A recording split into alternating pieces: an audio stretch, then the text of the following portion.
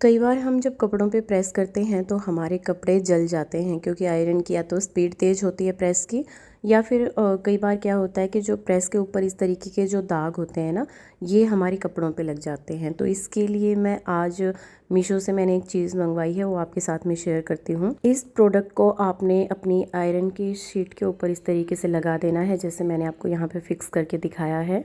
इससे जब आप प्रेस करेंगे तो आपकी प्रेस की कितनी भी ज़्यादा स्पीड हो, चाहे वो लो हो या हाई हो, तो एक तो आपके कपड़े प्रोटेक्ट रहेंगे, आपके कपड़े जलेंगे नहीं। दूसरा, मैंने बताया जो प्रेस के ऊपर जो दाग धब्बे होते हैं, आप कई बार वाइट शर्ट पे प्रेस करके देखिएगा तो उसके ऊपर पीले पीले निशान आ जाएंगे, क्योंकि वो प्रेस के ऊपर जो जले के निशान है वो आपके कपड़े पे लग जाते हैं। तो ऐसी कोई प्रॉब्लम आपके साथ में भी आती है तो आप ये वाला प्रोडक्ट डेफिनेटली ट्राई कर सकते हैं। इससे आपका टाइम भी सेव होगा और आप एक स्मार्ट होम मेकर भी कहलाएंगे। स्मार्ट होम मेकर क्यों? क्योंकि आपके पास जो प्रॉब्लम थी आपने उसका सॉल्यूशन ढूंढ लिया। तो आज हम इसी टॉपिक पे बात करने वाले हैं कि एक स्मार्ट होम मेकर कैसे बना जा सकता है। तो चलिए वीडियो को शुरू करते हैं। अगर वीडियो आपको पसंद आए तो प्लीज़ लाइक, शेयर एंड एक प्यारा सा कमेंट कर दीजिएगा, और मेरे चैनल पे पहली बार आए हैं तो चैनल को सब्सक्राइब ज़रूर कर लीजिएगा। स्मार्ट होम मेकर बनने के लिए सबसे पहले तो आप अपने काम की योजना बनाना सीखें। जैसे योजना बनाने से मेरा मतलब है, कई बार हमारे किचन में या पूरे घर का कोई भी ऐसा सामान हो सकता है जो हमें ख़रीद के लेके आना है, लेकिन हम मार्केट जाते हैं और हमें याद ही नहीं रहता। घर आने के बाद हम इस बात पे डिस्कस करते हैं कि जो सामान लेके आना था वो हम भूल गए। तो इसके लिए आपने क्या करना है, आप एक डायरी और पेन बना लीजिए, उनको आप किचन में रख दीजिए या फिर और भी जहाँ पे आपको ठीक लगे रख सकते हैं। तो कोई भी आपका सामान है जो आपको लेकर के आना है या ख़त्म होने वाला है, तो उसको आप हैंड टू हैंड उस डायरी में लिख दीजिए। इससे ये फ़ायदा होगा कि आप जो भी सामान लेने के लिए गए हैं उसको एक तो आप भूलेंगे नहीं, और दूसरा आपके टाइम की बचत होगी। टाइम की बचत इसलिए क्योंकि अगर कोई सामान आप भूल जाते हैं तो उसको दोबारा जा कर के लेके आना पड़ता है। तो आप एक डायरी और पेन आज से ही अपने घर में रख दीजिए। दूसरा, आपको जब भी टाइम मिले पूरे दिन में आप घर का कोई भी एक कोना उठा लीजिए। ये नहीं है कि एक ही दिन में पूरे घर को साफ़ करना है, ना ही तो वो आपसे होगा। दूसरा, आप चिड़चिड़े हो जाएंगे, इरिटेट हो जाएंगे कि ये काम मैंने सोचा था लेकिन ये हुआ नहीं। तो इससे अच्छा है कि आप थोड़ा काम करने की कोशिश कीजिए, लेकिन उसको अच्छे से कीजिए। अगर आपके पास टाइम कम है तो आप थोड़ा काम करेंगे तो उसको अच्छे से कर पाएंगे। कि आपके पास टाइम की भी कमी है और ऊपर से आपने बहुत सारे काम हाथ में ले लिए तो वो अच्छे से होंगे ही नहीं। तो यहाँ पे देखिए, आप टाइम टू टाइम कोई भी एक कोना लें और उसको डीक्लटर करते चलें। जैसे कि मैं यहाँ पे देख रही हूँ कितनी फालतू चीज़ें, यहाँ आप लास्ट में देखिएगा। इस तरीके से आप अगर थोड़ा काम करेंगे और उसको अच्छे से कर देंगे तो आपको मन को भी शांति मिलेगी और आपका घर भी साफ हो जाएगा। तीसरा पॉइंट है, स्मार्ट होम मेकर बनने के लिए अपने टाइम को मैनेज करना सीखिए। जैसे अभी आपने अपनी मशीन में कपड़े डाल दिए साफ़ होने के लिए, 15 मिनट का आपने टाइमर लगा दिया। उन 15 मिनट में आप मशीन के पास भी खड़े होकर टाइम पास कर सकते हैं, या फिर उन 15 मिनट में आप अपना कोई भी जो ऐसा काम है 15 मिनट में पूरा हो सकता है, आप वो भी कर सकते हैं। फोर्थ पॉइंट है, जब भी आपको अगले दिन की शुरुआत करनी है तो उसकी तैयारी आप पिछली रात को ही कर लीजिए। जैसे कल आपको सुबह नाश्ते में क्या बनाना है, या फिर कल घर का कौन सा कोना आपने साफ़ करना है, या फिर मार्केट से कुछ लेकर के आना है। तो इस तरीके की जो योजना होती है ना, वो आप पिछली रात को ही डिसाइड कर लीजिए और उसी के अकॉर्डिंग अगली सुबह की शुरुआत कीजिए। पांचवा पॉइंट है, स्मार्ट शॉपिंग करना सीखिए। स्मार्ट शॉपिंग से मेरा मतलब है, जैसे कई बार ऑनलाइन सेल आ जाती है कपड़ों पे या किसी भी चीज़ पे डिस्काउंट आता है, तो हम ऐसी फालतू चीज़ें भी खरीद लेते हैं जो हमें उसकी रिक्वायरमेंट है ही नहीं। बस हमारे दिमाग में ये बात होती है कि ये चीज़ अब सस्ती है तो इसको खरीद लिया जाए। देखिए, आपको वो चीज़ खरीदनी है जो आपके काम की है, वो नहीं जो आपको पसंद आ गई। जैसे फॉर एग्ज़ाम्पल, हम मार्केट में जाते हैं तो हमें चाय के कप दिख गए और वो बहुत ही सस्ते हैं। तो चाहे हमें रिक्वायरमेंट है या नहीं है, लेकिन हमें लगता है कि सस्ते मिल रहे हैं तो हम खरीद लें।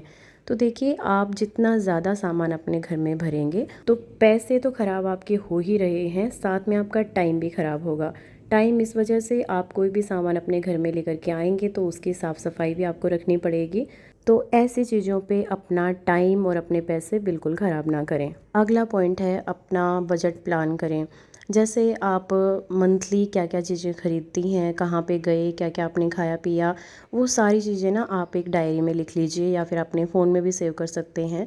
तो इससे आपको अंदाज़ा हो जाएगा कि कौन कौन से जो खर्चे थे आपने जायज़ किए हैं, कौन सी ऐसी चीज़ें हैं जो बिना वजह आपने की हैं, उनकी कोई ज़रूरत नहीं थी। नोट डाउन कर लेने से आपको ये पता लगता रहेगा कि पिछले मंथ जो मैंने बिना वजह के खर्चे किए हैं, अब की बार मैं उनको दोबारा ना दोहराऊं। चलिए अब बात करते हैं नेक्स्ट पॉइंट की। आपके पास जो भी ज़रूरी काम के कागज़ हैं, जो भी डॉक्यूमेंट्स हैं आपके, वो सारे आप एक फ़ोल्डर बना के और एक फ़ाइल में रख दीजिए, ताकि आपकी ज़रूरी जो चीज़ें हैं वो कभी गुम ना हो। कई बार मैंने देखा है लोगों के घर में आधार कार्ड कहीं में पड़ा है, पैन कार्ड कहीं पे पड़ा है और टाइम पे उनको वो चीज़ें नहीं मिलती हैं।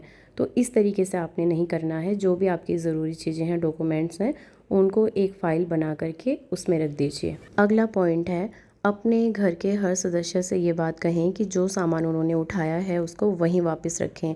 इससे ना तो आपका घर फैलेगा, ना ही टाइम ख़राब होगा। इसके लिए आपने क्या करना है, हर चीज़ के लिए एक प्रॉपर जगह बना देनी है। जैसे फॉर एग्ज़ाम्पल चाबियां हैं, तो उनको या तो आप कहीं पे एक जगह पे कोने में हैंग कर सकते हैं। इससे आपका घर भी नहीं बिखरा बिखरा लगेगा और आपको चीज़ें भी आसानी से मिल जाएंगी टाइम पे। अगला पॉइंट है, जो भी आप किचन में कंटेनर यूज़ करते हैं वो ट्रांसपेरेंट होने चाहिए। ट्रांसपेरेंट जिनसे मतलब आर पार दिखता हो।